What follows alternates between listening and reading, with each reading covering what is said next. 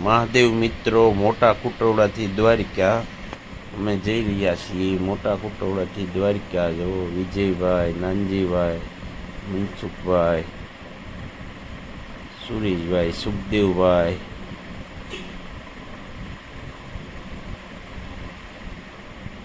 ત્યાંથી અમારી ગાડી રવાના થઈ.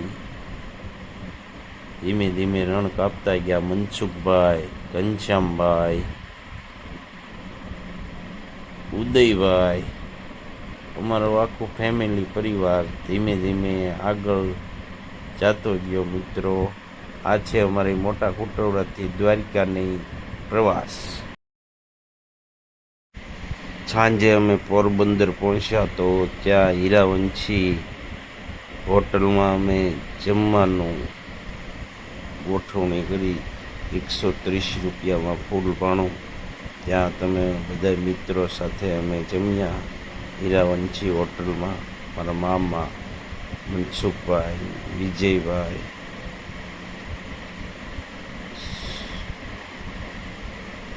સુખાભાઈ. જમવાનું બહુ મજા આવી.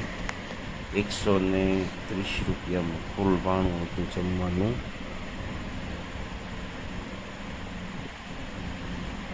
આપણી આ એસટી પાર્ટી ચેનલને લાઈક કરજો, સબસ્ક્રાઈબ કરજો, શેર કરજો. સવારમાં પછી ચા, ગાંઠિયા, ફાફડાની બહબાટી બોલાવી. પછી એક મેં થોડુંક શૂટિંગ ઉતાર્યું. શૂટિંગ ઉતારીને ચા, નાસ્તો ને ગાંઠિયા. મારે શનિવાર હતો એટલે મેં કંઈ જમ્યો નહોતો. મારા મામા, મનસુખભાઈ બધાએ ફાફડા, ગાંઠિયા, ચા ને ખાધું હતું. આપણે શનિવાર હતો, બરાબર. ત્યાંથી પછી અમે દ્વારકાધીશના દર્શન કરવા નીકળી ગયા. દ્વારકાધીશના દર્શનનો જવાનો રસ્તો સહપરિવાર સાથે. દ્વારકાધીશના દર્શન કરવા એક અનોખો લાવો છે. આપણને કુદરતી રીતે એવું થાય કે દ્વારકામાં એક ફેરું જાઓ એટલે સાક્ષાત ભગવાન છે તેવો આપણના મનને અહેસાસ થાય. દ્વારકાધીશનો જ્યારે હુકમ થાય ત્યારે જ દ્વારકાધીશ આપણને ત્યાં જવાની મંજૂરી આપે છે. દ્વારકાધીશના દર્શન એ એક જિંદગીની ભવ્ય અમૂલ્ય તક હતી અમારા માટે. આ મનસુખભાઈ આલ્યો આવે છે. આ અમારો સહપરિવાર સાથે અમે ગયા હતા. આ છે મારા માં.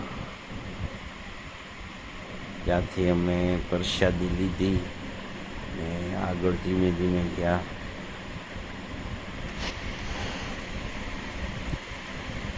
બહુ મસ્ત મજા આવી ગઈ દ્વારકાધીશના દર્શન કરી. અને અમારી આખી જર્ની 3 દિવસની રહી હતી. શુક્રવારે અમે બપોર પછી નીકળ્યા હતા. આ જો દ્વારકાધીશનું 56 સીડી, દ્વારકાધીશનું મંદિર. મિત્રો, પ્રેમથી બોલો દ્વારકાધીશ. કમેન્ટમાં એક ફેરું દ્વારકાધીશ લખી નાખજો.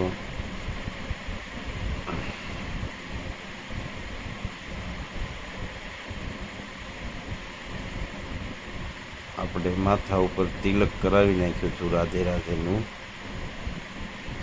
મિત્રો,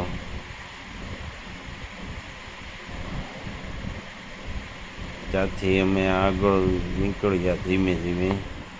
આ સુખદેવભાઈનું થોડુંક શૂટિંગ ઉતાર્યું આપણે. એક યાદગાર યાત્રા થઈ ગઈ આપણા માટે દ્વારકાધીશની. તમે પણ મિત્રો આ દ્વારકાધીશની યાત્રા કરજો. જ્યારે પણ દ્વારકાધીશનો હુકમ થાય ત્યારે દ્વારકાધીશની મંજૂરી મળે ત્યારે આપણે દ્વારકાધીશના દર્શન કરવા જઈએ શકીએ. ભાઈ, અહીંથી 56 સીડીના દર્શન થાય. દ્વારકાધીશનું મંદિર સામું દેખાય.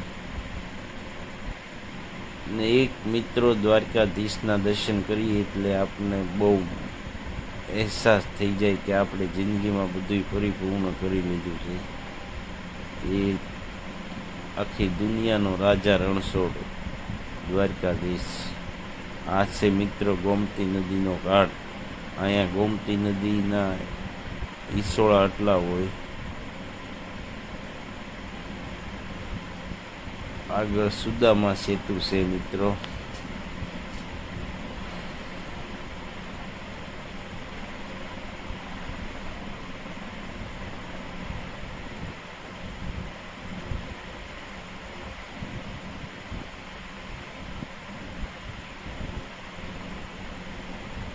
ત્યાંથી અમે મિત્રો બેટ દ્વારિકા જવાની તૈયારી કરી, કારણ કે બેટ દ્વારિકામાં છે ને તમારે દર્શન કરવા હોય તો બપોરે 1 વાગે મંદિર બંધ થઈ જાય છે. દ્વારિકાથી બેટ દ્વારિકા છે ને આપણે 35 કિલોમીટર થાય છે. આ જેવો ગોમતી નદી, આ છે બેટ દ્વારિકા મિત્રો. આ બેટ દ્વારિકામાં જે પહેલાં હોડકા હાલતા તે અત્યારે બંધ થઈ ગયા છે. અત્યારે સુદામા સેતુ બની ગયેલો છે, અત્યારે સુદર્શન સેતુ બની ગયેલો છે. આ બેટ દ્વારિકાનું છે મિત્રો. બેટ દ્વારિકામાં ક્યાંય પણ શૂટિંગ ઉતારવાનો સમય નહોતો મળ્યો, એટલે આપણે બેટ દ્વારિકાનું શૂટિંગ ઓછું ઉતારેલું છે. બેટ દ્વારિકાનું શૂટિંગ નથી ઉતારેલું મિત્રો. આ ત્યાં દરિયા કિનારે જે હોડકા ને એવું હતું ને ત્યાંનું શૂટિંગ ઉતારેલું હતું આપણે મિત્રો. આ આપણી એસડી ભાટી ચેનલને લાઈક કરજો, સબસ્ક્રાઈબ કરજો અને શેર કરજો મિત્રો. કારણ કે આપણે શું છે, ધીમે ધીમે એક બે વિડીયો મૂકીએ છીએ. અમુક લોકોને પસંદ આવે છે તે લોકો જોવે છે, અમુક નથી જોતા મિત્રો. આ છે હોડકા ને તેવું મિત્રો. સામે આપણને સુદર્શન સેતુ દેખાઈ રહ્યો છે. બહુ મસ્ત પુલ બનાવી નાખ્યો. ત્યાં પણ આપણે એક ફેરું જોવા જેવો છે. આપણું ભારત અત્યારે બદલાઈ રહ્યું છે મિત્રો. નરેન્દ્ર મોદી સાહેબની કૃપાથી અત્યારે બહુ સારો એવો વિકાસ ટુરિઝમ સ્થળનો થયો છે મિત્રો.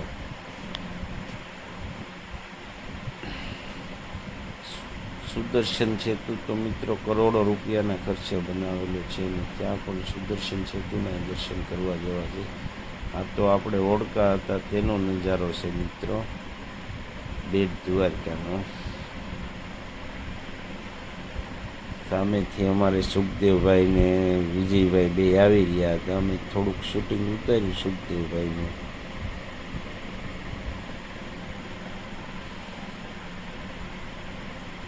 આ અમારા ઘરના કે અમારું શૂટિંગ ઉતાર્યું, તો પછી અમે 2 માણસનું અમારું શૂટિંગ ઉતાર્યું બેટ દ્વારકાનું.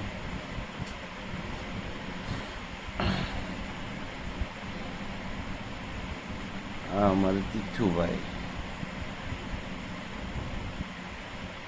તીથુભાઈની મજા આવી ગઈ બેટ દ્વારકામાં ફરવાની.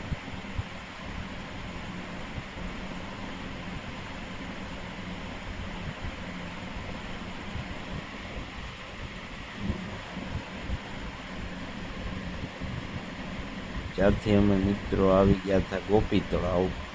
ગોપી તળાવમાં પણ બહુ મજા આવી ગઈ ફરવાની મિત્રો. બેટ દ્વારકાથી ગોપી તળાવથી નાગેશ્વર મહાદેવ ગયા હતા. ગોપી તળાવથી નાગેશ્વર મહાદેવ એ સારું છે. બેટ દ્વારકાથી નાગેશ્વર મહાદેવ 17 કિલોમીટર થાય છે. ત્યાંથી તમે બેટ દ્વારકાથી ગોપી તળાવ પણ જાઓ, ત્યારે નાગેશ્વર જાઓ ત્યારે કેડામાં આવે છે ગોપી તળાવ નાગેશ્વર મહાદેવ મિત્રો. ચાલો આખી જર્ની તમને બતાવી છે મિત્રો. કાંઈ ભૂલચૂક થઈ હોય તો માફ કરજો. અમારો વિડીયો જોઈજો, શેર કરજો, સબસ્ક્રાઈબ કરજો મિત્રો. આ છે નાગેશ્વર મહાદેવ મંદિર. નાગેશ્વર મહાદેવ મંદિરના પણ અમે દર્શન કર્યા મિત્રો. ચાલો મિત્રો, અમારી એસડી ભાટી ચેનલને લાઈક કરજો, સબસ્ક્રાઈબ કરજો, શેર કરજો. ભૂલચૂક થઈ હોય તો માફ કરજો મિત્રો.